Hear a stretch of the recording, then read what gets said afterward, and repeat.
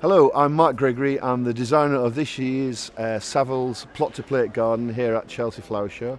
The concept really it's been in my mind for a long time to make this really interactive culinary experience, and what I wanted to try to create is this working kitchen garden. So imagine the back wall is the wall of an old country hotel's wall garden. The hotel has a reputation for a culinary experience, and the hotel have bolted on this working kitchen and this veranda and this covered seasonal dining area.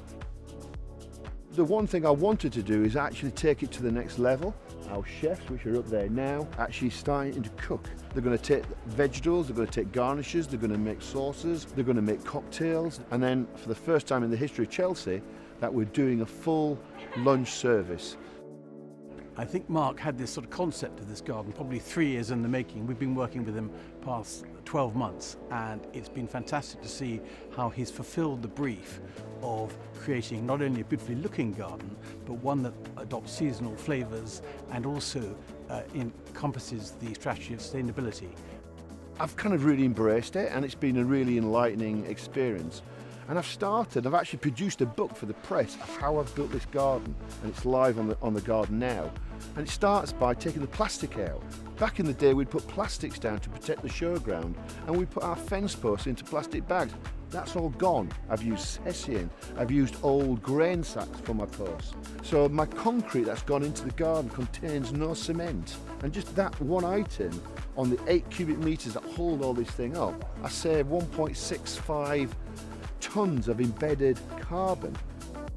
So my dimension paving, all the bits that you can't use because it's got fissures in it or fault lines, I've created these amazing raised beds out of the offcuts.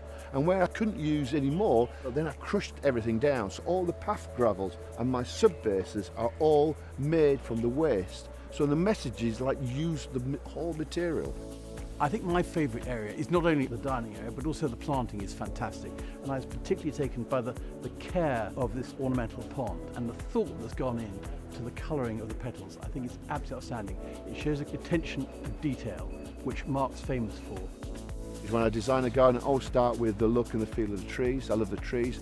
You know, people have got this fear of putting vegetables in vegetable patches and ornamentals in ornamental patches and weeds in weed patches, and you can actually fuse them together, hence Edimentals. So it's a fusion of edible plants with ornamentals. For me, designing a garden at Chelsea is to give the visitor the suspension of belief and to hold the visitor in the space. So for instance, the diagonal line of the stream, at a certain point you know it's there because you can see it's a cut, but you can't see it, and it actually forces you around the garden. And I use levels an awful lot, so the levels are very complex in this garden. From a visitor point of view, that is really, really important. I like to frame like my pleached trees that you can crop the planting under your lens, and you can get little vignettes or vistas into the space. One of the things I think we really hope this week, and I think it'll happen, is that a lot of people who are seeing this garden will be able to take away certain facets of it which they can use in their own home. Which proves one doesn't have to have a large garden to make something really interesting and indeed incredibly beautiful.